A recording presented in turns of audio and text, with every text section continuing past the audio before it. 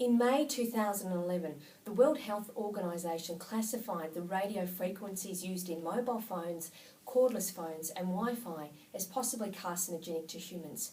Had they deemed this technology safe and free from risk of harms to humans, they would have classified it as Group 4, that is, not carcinogenic. However, that was not the case. Of even more concern is the growing amount of evidence linking mobile phone use and brain tumour risk, in particularly gliomas and acoustic neuromas. Now, interesting, a recent Australian study indicated a 32% increase in these types of brain tumours in mobile phone users. And the concern with that is that the latency period for these tumours is normally between 15 and 25 years.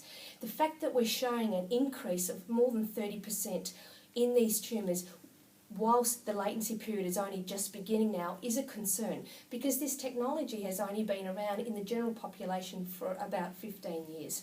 So what I want to show you is how we can use this technology without being exposed to harmful forms of magnetic energy. My mobile phone is an important part of my business and I use it. So what you need to know about radiation is that as you double the distance away from the source, you effectively reduce your exposure by 75%. So let's see how we can use it. In relation to mobile phones, the most important thing I can suggest is to use a hardwired corded phone, not a cordless phone, because cordless phones use the same frequency as the mobile phones. Corded phones, whenever you want to make or receive a call, use a corded phone whenever you can. If you use a cordless phone, remember, treat it in the same way you would a mobile phone.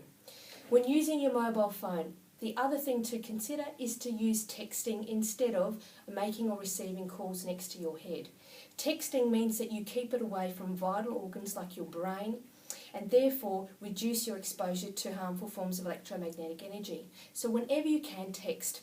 If that's not viable, then use the loudspeaker so you keep it at a distance away from your head, preferably on a table at least 30 centimetres or so away from your head. Of course, if it's very loud where you are, then you're going to need to use a different device. My favourite one is this one. My husband thinks I'm going to die of looking ridiculous before of a brain tumour. However, this is really good.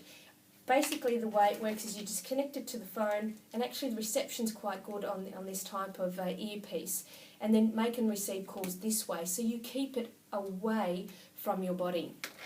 Other options for earpieces are air tubes earpieces, which I mention in my book, Healthy Home, Healthy Family, and these are also good, although they're a bit flimsy and I tend to go through quite a few of these.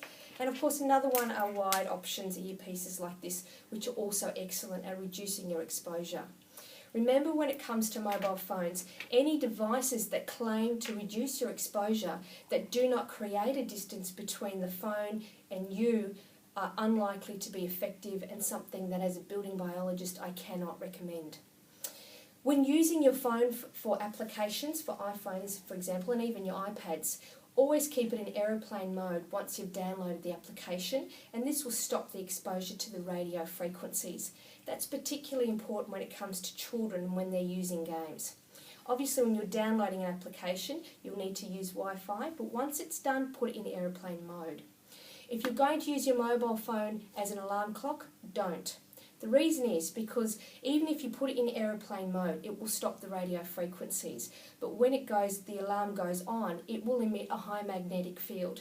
So therefore it is very important that this is not charged near you in your bedroom, or at least 1.5 meters away from you, and it certainly shouldn't be under your pillow as an alarm clock. So we can use this technology without being exposed to harmful forms of electromagnetic energy. For more tips, refer to my book, Healthy Home, Healthy Family.